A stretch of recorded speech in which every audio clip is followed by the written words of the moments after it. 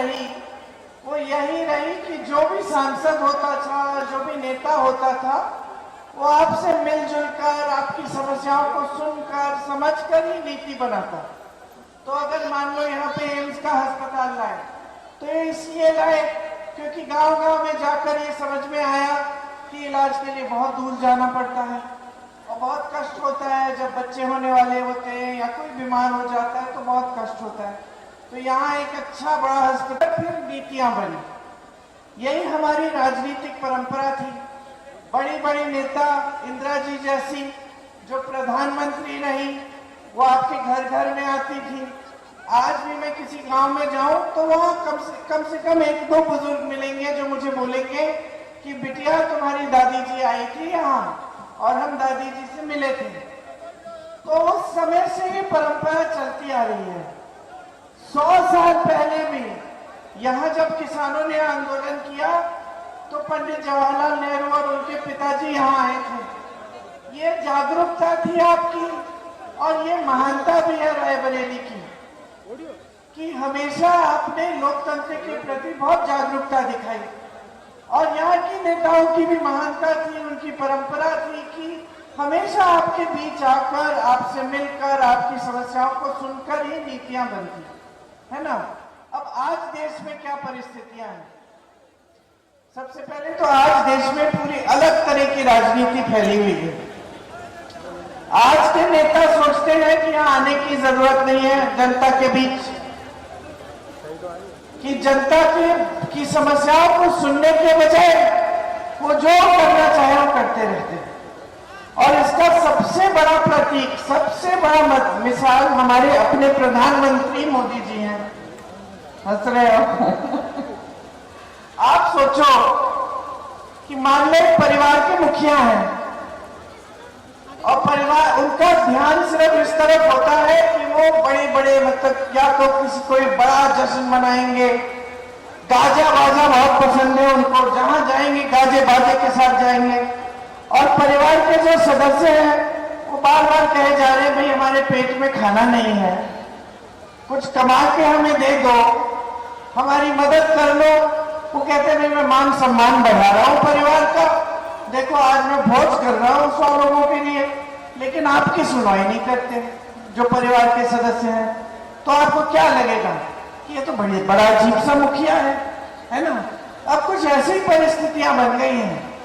देश के जो मुखिया हैं उनको इवेंट पसंद है बड़े बड़े। आप टीवी चलाएंगे तो आपको दिखेगा कि दुनिया भर के प्रधानमंत्री आए हुए हैं, दुनिया भर के राष्ट्रपति आए हुए हैं, बड़ा बड़ा इवेंट हो रहा है और सब गाजा बाजा ताम झाम लगा हुआ है उसमें, बड़े बड़े सेठ दिखेंगे उनके साथ। लेकिन जनता से तो कट चुके हैं, एक गरीब आदमी नहीं दिखेगा उनके इर्द गिर्द। वाराणसी उनका संसदीय क्षेत्र है। अब आप भी यहाँ रायबरेली में इंदिरा जी के संसदीय क्षेत्र थे, वो भी प्रधानमंत्री थी। वहां पे राजीव जी प्रधानमंत्री थे जब अमेठी उनका संसदीय क्षेत्र था। आते थे, गांव गांव जाते थे, सुनते थे, समझते थे, कहते इस गांव में सड़क नहीं है, यहाँ बनवानी है। ये परंपरा थी।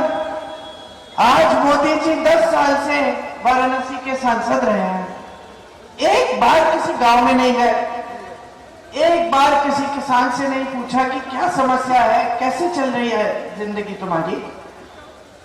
ये आवारा पशु की जो समस्या है जिससे जूझ रहे हो आप, पूरा दिन काम करते हो, पूरी रात जाके मचानों पे बैठते हो कि कहीं पशु खा ना जाए, मेरे सारे दिन का काम खराब कर देगा, है ना बहन? बैठना पड़ता है।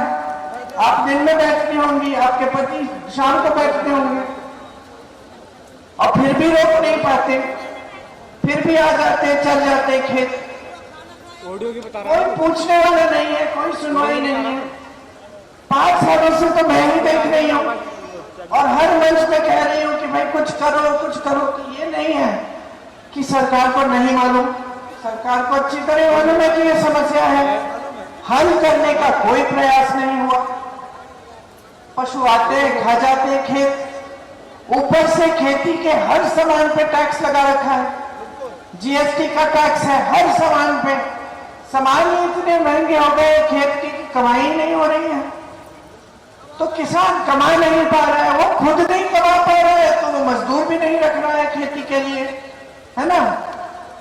अब आप जब दुकान जाती हैं और आपके मन में होता है कि आज मैं ये 3-4 चीजें खरीदूंगी, तो ये सच है कि नहीं? वो 3-4 चीजों में से 1 ही 2 खरीद के आती हूँ, है कि नहीं? बाकी सोचती हूँ कि चलो बाद में ही खरीद लेंगे, अभी नहीं, अभी पैसा नहीं है इसके लिए, जरूरत पड़ेगी तो देखेंगे, है ना। बच्चा बीमार पड़ता है तो इलाज करना कितना मुश्किल होता है, घबराहट होती है कि इलाज कैसे करेंगे, पैसे कहाँ से आएंगे। बेटी की शादी होती है तो किसान को कर्ज लेना पड़ता है, कर्ज लेता है बेचारा, लेकिन खेती से कमाई नहीं हो रही है, कर्ज चुका नहीं पाता। तमाम किसान है पूरे देश में जो कर्ज लेते हैं, या तो खेत का नुकसान हो गया, बारिश हो गई, बाढ़ आ गई, कुछ हो गया, भुगतान नहीं मिला, खेत खराब हो गया, दे नहीं पाया कर्ज। इतने किसान हैं देश में जिन्होंने आत्महत्या की है। यहां ललितपुर में मैं गई थी एक किसान के घर, उसने मेरे ख्याल से 1.25 लाख का कर्ज लिया था, कुछ घर में कुछ शायद शादी ही थी। फिर सोचा कि चलो मेहनत करके मैं कर्ज चुका दूंगा। खाद आना बंद हो गया, खाद के वितरण केंद्र में गया, सरकारी वाला बंद था, प्राइवेट वाला था, वैसे भी उसकी तबीयत खराब हो रही थी, प्राइवेट वाले वितरण केंद्र में चले गया और एक कतार थी वहां।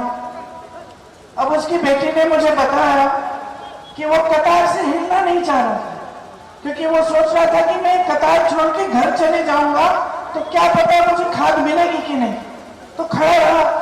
बेटी पानी ले गई, पानी पिया, खाना वाना ज्यादा खाया नहीं, कुछ था ही नहीं घर में खिलाने के लिए। 2 दिन खड़ा रहा, फिर गिर के वहीं पे मर गया। अब ये एक किसान नहीं है, ये तमाम किसानों के साथ ऐसे हो रहा है। कोई आत्महत्या कर रहा है, इतना तनाव है हर चीज के लिए, जिंदगी में इतनी मुश्किलें हैं, मुश्किलें बढ़ती ही चली जा रही हैं। तमाम जो नौजवान हैं बेरोजगार खड़े हैं। अब आज बहनों जितने भी गरीब परिवार के हो, आज वो जमाना नहीं रहा कि बच्चा जैसे ही बड़ा हो गया आपने बोला चलो खेती में काम करो, ये जमाना नहीं रहा। अब ये जमाना है कि सब चाहते, कितना भी गरीब परिवार हो, सब चाहते कि बच्चे को पढ़ाएं लिखाएं, क्योंकि हम सब चाहते हैं कि बच्चा बड़ा होगा, अच्छा रोजगार मिलेगा, हम लोगों की देखभाल करेगा। इतनी जागरूकता है जनता में कि सब कहते हैं कि भाई किसी भी तरह से हम अपने बच्चों को पढ़ाएंगे। अब आप मेहनत करते हो, पढ़ाते हो बच्चों को, पाठशाला से गुजर के फिर निकल के फिर वो विश्वविद्यालय जाता है, डिग्री लाता है, कोई बीएससी करता है, कोई बीटेक करता है, कोई परीक्षा करता है भर्ती की, पता चला परीक्षा पेपर लीक हो गया, पेपर लीक हो गया, फिर से बेचारा 6 महीनों में दोबारा परीक्षा करेंगे, चलो 6 महीने में बेचारा फिर से तैयारी करता है, फिर परीक्षा देता है, फिर कोई घोटाला हो जाता है। और ऐसे बच्चों से मिली हूं मैं यहाँ, जब मैं यूपी में 2-3 साल पहले काम करती थी, कि 26-28 साल के हो गए हैं, परीक्षा देते देते घोटाला होता है, पेपर लीक होता है, बेचारे इंतजार करते हैं। अब इतनी मेहनत की है, माँ बाप ने कहीं ना कहीं से मेहनत करके पैसे इकट्ठे करके पढ़ा दिया है और बोला ठीक है बेटा ट्यूशन की फीस हम भर देंगे।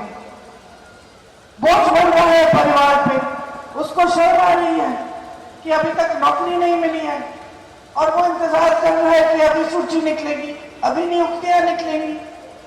और मैं जब बात करती थी उनसे, मुझे कहते थे कि दीदी समझ में नहीं आ रहा है, 5-6 साल हो गए, हम बार बार पेपर दे रहे हैं, हम इंतजार कर रहे हैं कि नियुक्ति की सूची आएगी, अब हमें समझ नहीं आ रहा है कि हम इंतजार करते रहें कि फिर छोड़ दें, इंतजार छोड़ दें और कहीं जाके कहीं नौकरी प्राइवेट में या कहीं हम नौकरी ले लें। समझ में नहीं आ रहा है, क्योंकि हमने इतनी मेहनत की है, परिवार ने इतनी मेहनत की है हमको पढ़ाने के लिए, हमने परीक्षा भी दी है, हमारे इतने साल भी ऐसे ही बीत गए इंतजार करते करते कि अब लगता है कि कल को हम कहीं जाके नौकरी ले लें और यहाँ नियुक्ति आ जाएगी तो क्या होगा। तो ये परिस्थितियां हो गई है कि आप चाहे पढ़ाएं लिखाएं कुछ भी करें, मेहनत करें, दो दो तीन तीन लोग परिवार में कमा रहे हैं, लेकिन फिर भी पूरा नहीं हो रहा है। फिर भी बच्चे बड़े हो रहे हैं, रोजगार नहीं मिल रहा है, काम नहीं हो रहा है, खेती से कमाई नहीं हो रही है। और ये परिस्थितियां बनी कैसे? ये ऐसे ही बनी, जो मैं कहानी बता रही थी आपको मुखिया के बारे में, ऐसे ही बनी क्योंकि हमारे देश के जो मुखिया हैं उनका ध्यान ही कहीं और है। देश की जो रोजगार कहां से बनते थे? आपने देखा होगा, यहाँ दादी जी ने ITI शुरू किया, ITI खोला, डिजाइन इंस्टीट्यूट आया, अमेठी में डिजाइन इंस्टीट्यूट, BHEL, HEL जैसी बड़ी बड़ी संस्थाएं आई। ये सरकारी संस्थाएं होती थी, इनसे रोजगार मिलता था। अब आस्ते आस्ते इनकी जो सब्सिडी है इनका निजीकरण हो रहा है। ठीक है, निजीकरण बुरा नहीं होता अपने आप में, लेकिन अगर सारी देश की संपत्ति उठाकर प्रधानमंत्री 4-5 बड़े बड़े खरबपतियों को दे दे तो ठीक नहीं होता। क्योंकि आप देखिए तो आज जो देश का कोयला है इन्हीं के दोस्तों का, देश की बिजली है इन्हीं के बड़े बड़े खरबपति दोस्तों की, देश के बंदरगाह सारे इन्हीं के दोस्तों के, देश के तमाम कोल्ड स्टोरेज इन्हीं के दोस्तों के, देश के हवाई अड्डे इन्हीं के दोस्तों के। तो रोजगार कहां से बनेगा? देश की संपत्ति थी, सब पकड़ा दिया आपने सिर्फ 4-5 लोगों को। अब एक यहां से रोजगार बनता था और रोजगार खेती से बनता था। जब खेती से कमा रहे थे तो खूब मजदूर भी रखते थे लोग, खेती में और भी कमाई होती थी, और सिर्फ मजदूरी नहीं, उससे और भी बनता था रोजगार। अब वो रोजगार भी बंद हो गया। अब तीसरी जगह कहां से रोजगार बनता था? छोटे दुकानदारों से, छोटे बिजनेस। अब मान लो आपने मैन्युफैक्चरिंग का यूनिट खोल दिया, जो भी हो, चप्पल बना रहे, जूते बना रहे, कुछ और बना रहे, तो आपने वहां से रोजगार दिलवा दिए लोगों को। अब प्रधानमंत्री जी एक दिन उन्होंने तय किया कि वो नोटबंदी करेंगे। आपको कह दिया कि अपने सारे जितने भी वो नोट थे, उस समय 500 के नोट थे, याद नहीं है, 1000 का था शायद, जाइए बैंक में डाल दीजिए, सारा काला धन देश में आ जाएगा। आप सबने ये काम किया। मेरी बहनों ने जो छोटी मोटी बचत की थी, मुझे याद है मेरे बच्चों के एक मास्टर जी होते थे और कितने वो संकट में थे उस समय। उन्होंने मुझे बोला कि मुझे तो मालूम ही नहीं था कि मेरी माता जी ने चुपचाप से तकिए के नीचे करती है, नानियां दादियां थोड़ा थोड़ा रख लेती है कि पोता आएगा पोती आएगी, थोड़ा थोड़ा खरीद के देंगे। उनको तो मालूम ही नहीं था कि ऐसे इकट्ठे कर करके माता जी ने तकिए के नीचे, गद्दे के नीचे पैसे इकट्ठे करके रखे थे। बाद में पता चला कि हे भगवान, ये तो यहाँ पे पड़े, बेचारा बैंक ले गए। फिर तो ये सब आपकी जितनी भी छोटी छोटी बचत थी, ये तो गई बैंक में। और जो छोटे कारोबार थे, छोटे दुकानदार थे, उनका नुकसान हुआ बहुत, उस समय बहुत नुकसान हुआ। लेकिन सबने कहा चलो, मोदी जी ने कहा कि देशभक्ति दिखाओ अपनी, सारा काला धन आ जाएगा। भैया काला धन तो आया नहीं, आपने देशभक्ति दिखा दी, आप कतार में खड़े हो गए, और छोटे छोटे जो दुकानदार थे, बिजनेस थे, उनका नुकसान हुआ। उसके बाद मोदी जी लाए GST। अब GST से तो और भी कमर टूटी उनकी, समझ में नहीं आ रहा था किस पे कितना टैक्स है, क्या डाले क्या नहीं डाले। जो छोटे छोटे कारोबार हैं उनको एक खास एक आदमी को रखना पड़ा हिसाब किताब लगाने के लिए, डर के मारे कि कोई गलत ना हो। तो बहुत लोगों को कष्ट दिया है। मुश्किलें कम नहीं हुई हैं इन 10 सालों में, तरक्की नहीं हुई है आपकी, फिर भी आपको दिखता है कि देश बहुत आगे बढ़ रहा है, अर्थव्यवस्था मजबूत हो रही है। टीवी चलाते हैं, उस पर तमाम बड़ी बड़ी जश्न लिखते हैं आपको, उसमें मोदी जी जा रहे हैं, सारे पीछे पीछे उनके आ रहे हैं, ये सब दिखता है। तो अब इन चीजों को आप समझेंगे कैसे, और गहराई से आपको समझ में कैसे आएगा कि आपके जीवन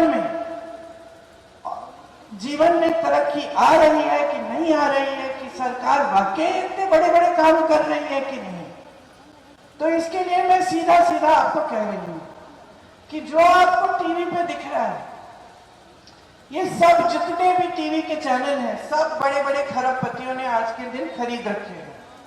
57% ये सारे बड़े खरबपतियों के हैं। अब खरबपतियों को तो मोदी जी सारी संपत्ति दे रहे हैं देश की, और उल्टा मोदी जी भी अपनी पार्टी को अमीर बनाए जा रहे हैं। आज जो भाजपा है वो सबसे अमीर पार्टी है पूरी दुनिया में। अब देखिए, आजादी से 70 साल हो गए, कांग्रेस पार्टी 55 साल राज में थी, सरकार कांग्रेस की थी। 55 सालों में कांग्रेस पार्टी कभी इस दुनिया की सबसे अमीर पार्टी नहीं बनी। 10 सालों में भाजपा सबसे अमीर पार्टी बन गई। कहां से? कहां से? चलिए, आप कह रहे हैं कहां से? ये जो काला धन जिसकी बात ये करते हैं, क्या ये तो नहीं है? ये चंदा लिया, चंदा बनाने के लिए स्कीम बना दी, बोलते हैं हम बड़े ईमानदार हैं।